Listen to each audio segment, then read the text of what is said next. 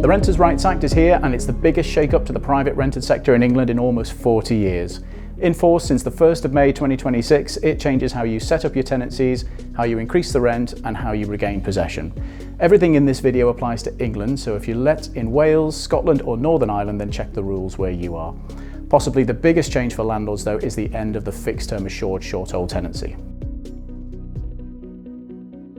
Since the 1st of May 2026, the Assured Short-Hold Tenancy, or AST, has been replaced by the Assured Periodic Tenancy, or APT. And here's what you need to know. The tenancy must be periodic from the very start. You can no longer agree a fixed term, and your tenant can give 2 months' notice at any time unless the contract states any different. And that must be aligned to their rental period.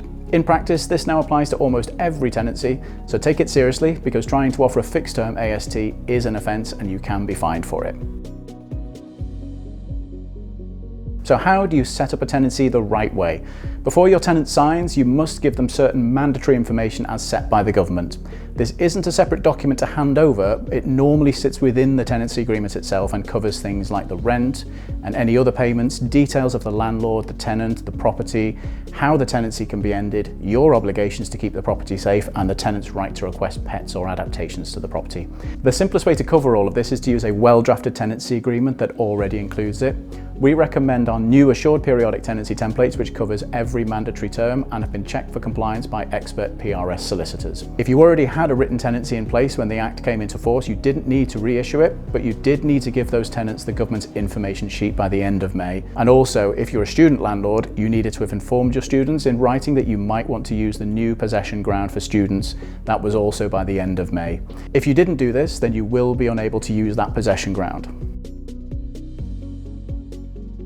One of the biggest changes is how you regain possession. Section 21, the no-fault possession process, has been abolished. From now on, you can only end the tenancy unilaterally by serving a Section 8 notice and citing a legal ground. Because more landlords will now rely on Section 8, the government has expanded the grounds that you can use.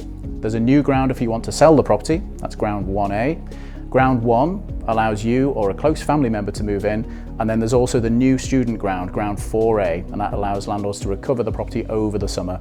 You can view a full breakdown of all of these grounds on our website. To use the mandatory rent arrears ground, your tenant now must be at least 3 months in arrears and you must give 4 weeks notice. So that's a bit of an increase on the previous arrangements for those grounds.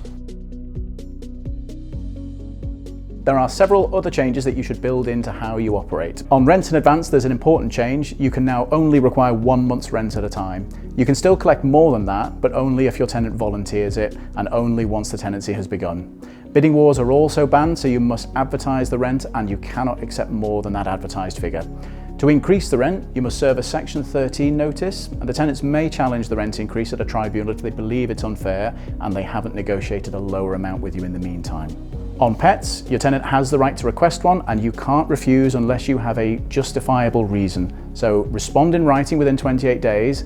The Act also writes something into law that should always have been the case, that you cannot refuse a tenant on the basis that they have children or receive benefits. But you can of course still choose the right tenant on the basis of their references and overall affordability. Getting this right matters. Councils now have much stronger powers with fines of up to £7,000 for many offences and up to £40,000 for the most serious. Tenants will also be able to make greater use of rent repayment orders, as these repayment orders will be available for a number of new offences. Rent repayment orders will also be able to reclaim rent of up to 2 years instead of 1 as it previously was. You don't have to manage all of this on your own. You can use our updated Landlord Starter Pack to set up every tenancy compliantly, download our new Assured Periodic Tenancy templates, and visit our Renters' Rights Hub for the full detail on every change. Whatever stage you're at, the NRLA is here to support you. You can learn more at the NRLA website, and together, let's keep championing a responsible rental sector.